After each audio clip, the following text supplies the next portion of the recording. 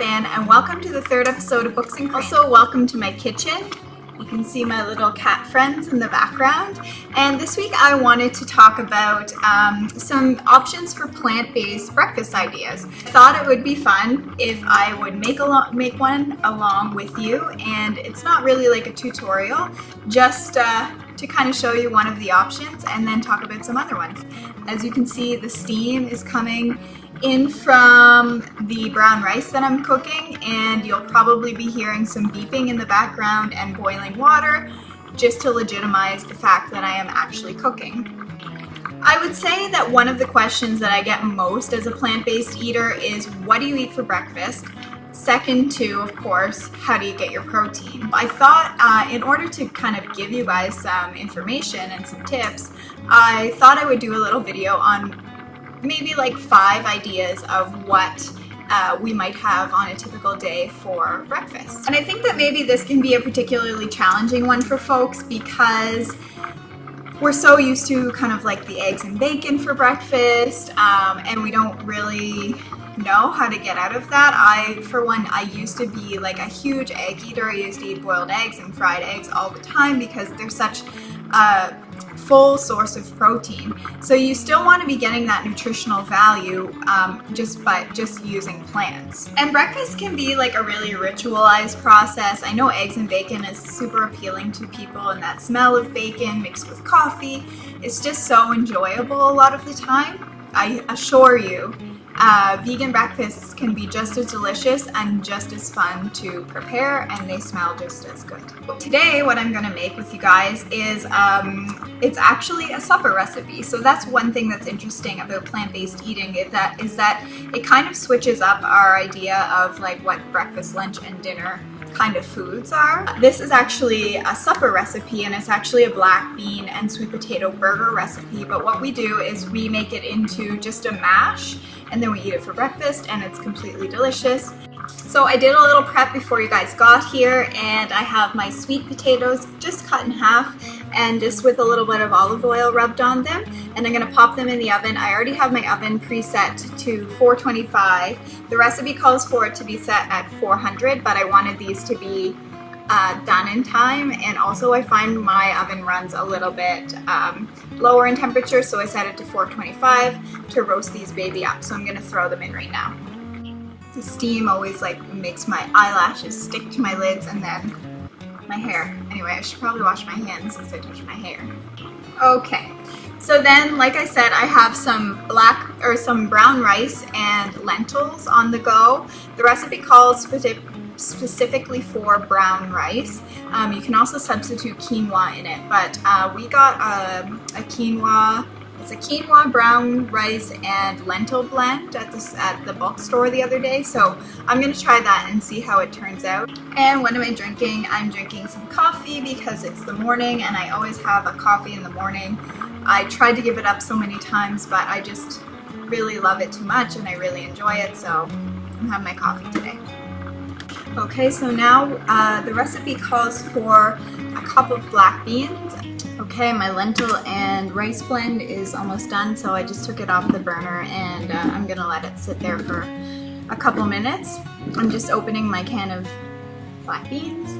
And so also I wanted to give you a few different suggestions about what else you could have as a vegan breakfast option. So one idea is to have a green smoothie. Sometimes I will put just a cupful of spinach, a frozen banana, a little bit of flaxseed, maybe some hemp hearts, and some vegan protein powder, some ice cubes, some almond or soy milk. I tend to use almond milk. Mix it up, and that makes like such a hearty breakfast. There's one of my friends again. And another thing I've gotten really used to doing, which I enjoy immensely, is if I do get up early and have a smoothie, like a lighter breakfast, then I will also have kind of like a second breakfast around 10 o'clock. So I might have like a kale salad or maybe some granola with fruit, just something to top up, because sometimes when you eat that smoothie, it doesn't fully fill you. Like it starts you for the day, and then you might need something else. So what I'm doing is I'm getting my big metal bowl, which is great for this recipe, you need a pretty big bowl because it does call for, even though it's really easy, it calls for quite a few hefty ingredients. So I'm just gonna throw my black beans in there. I think it only calls for a cup, but that can of beans, I don't think it's much more than a cup, so I'll put the whole can in. And like, I don't think I said this before, but I am going to put this recipe below. This is a minimalist baker recipe, and I'll link it down in the discussion portion below. So right now I'm just mashing the black beans. You want them to be half whole and half mashed because, like I said, it is a mash. So that's what I'm doing right now. And another option that you can do for a plant-based recipe in the morning is a tofu scramble. Tofu scrambles are amazing.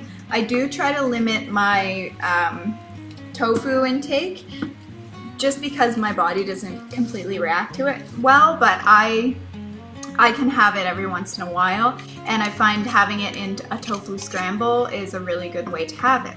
So basically what that is if you are a fan of scrambled eggs or anything like that, then you would love a tofu scramble.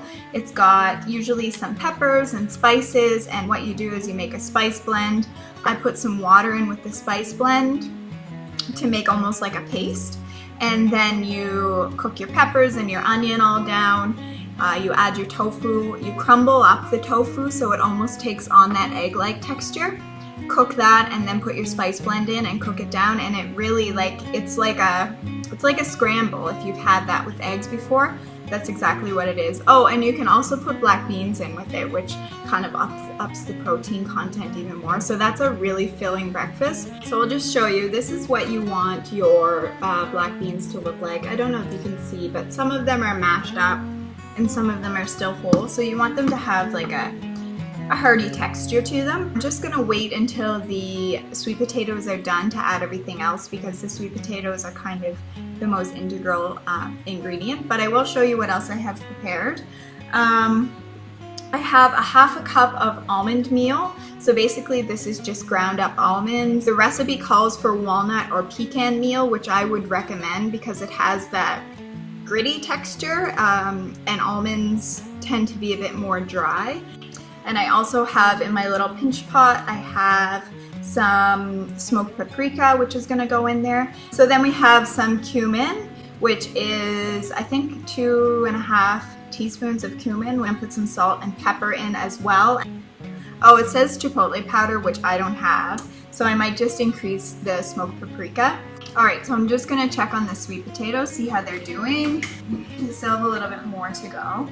I guess I want to give you another option for a vegan breakfast. What I've been doing recently, which I really like, and I hadn't thought of it before, is making stovetop granola. And I saw this on Sweet Simple Vegan, a woman I follow on Instagram. She posted a story about this, and basically what it is, instead of making granola in the oven, you make it on the stovetop, and it's super simple. You toast the oats. You toast them in the bottom of your pan. You add a teaspoon of cinnamon, or a quarter of a teaspoon of cinnamon, a quarter of a teaspoon of salt, 2 to 3 tablespoons of maple syrup, and then you just kind of mix it all around. Oh, you can add raisins or any kind of nuts that you have in your pantry. And then I also added some vegan butter because I like my granola to kind of have that salty taste because I am addicted to salt. No. I'm just joking, and it just helps the granola to really stick together. So I'll show you what that granola looks like because I do have some right over there. And so yeah, here is the granola. This time I put pistachios in it, definitely made it a little bit more rich that way. I think she originally called for, what did she say, almonds, I think. I put walnuts in it one time.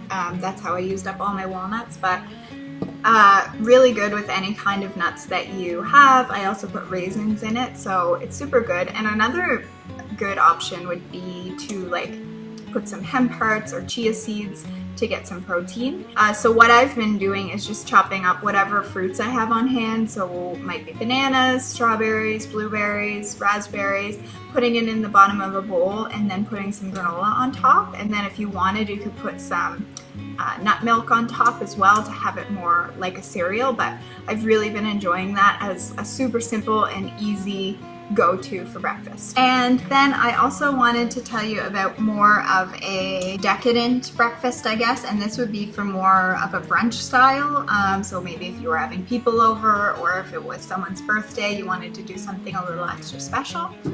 Diner home fries and spinach and mushroom strata. That recipe comes from this book, The Veganomicon. If you are a beginning plant-based eater, I would suggest that you pick this up. It also has a really handy guide to how to stock your vegan pantry. Anyway, the spinach and mushroom strata and diner home fries is an amazing meal. Let me just see if I can find it here. So spinach and mushroom strata, it's definitely a little bit more labor intensive. It takes an hour and 30 minutes. A lot of it is inactive, so you're not actually doing things for that hour and 30 minutes, but it's just the process of, I believe you have to cook the shell and then add all your ingredients and then cook it again. And the diner fries are pretty simple, but they do take a little bit, they take about 50 minutes because you have to cook them. They're basically just potato wedges deep fried, but they're really delicious. I will try to find the recipe online for that. Otherwise, I will link to the Veganomicon because this is a book that you should have along with your other cookbooks if you're wanting to explore plant-based eating. I also wanted to mention that I've been thinking about doing a video on, or maybe a series of videos on how to stock a vegan pantry, because that is a bit of a process, and when you're starting out it can be a little bit daunting because you're like, oh my goodness, I don't have any of this stuff in my pantry and I can't afford to spend all this money at once. But you'll see that once you start getting things one by one and getting like a foundation, then you can start buying more bulk items, and it pretty much balances out. I'm all done my coffee. That's probably a good thing, but. So the sweet potato is out of the oven. Maybe I'll try to hold one up. So yes, you do want them relatively crispy, but in the inside they're gonna be nice and soft anyway. So just a little tip, you will want to wait for them to cool down a little bit before you start putting them into the mash because they're very hot and they just came out of the oven. But basically what you're gonna do is take the sweet potato and put it in with your black beans and then mash it up.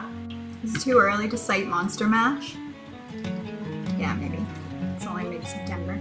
So we have our sweet potato and our black bean all mixed together. And then we're gonna add 1 cup of our rice and lentil blend. So I will do that now, and I made more than 1 cup, so just make sure to only add 1 cup. So here we go. 1 cup of the blend. Okay, then I'm gonna throw in my nut meal and my spices. We got cumin. I love these little pinch pots. And then we have some smoked paprika and then some salt and pepper. The recipe also does call for green onion, and that is a really good addition. I really enjoy having green onion in this because it lightens it up and it definitely adds a level of flavor. Here's what it looks like. One thing that I have learned in cooking plant-based is you always want to test it to make sure that you have enough spices. So I'm going to try some right now. I think that I'm going to put this in the thing. I think it might need a little bit more paprika and cumin, so I'm going to add some more, I think, yeah. And salt and pepper.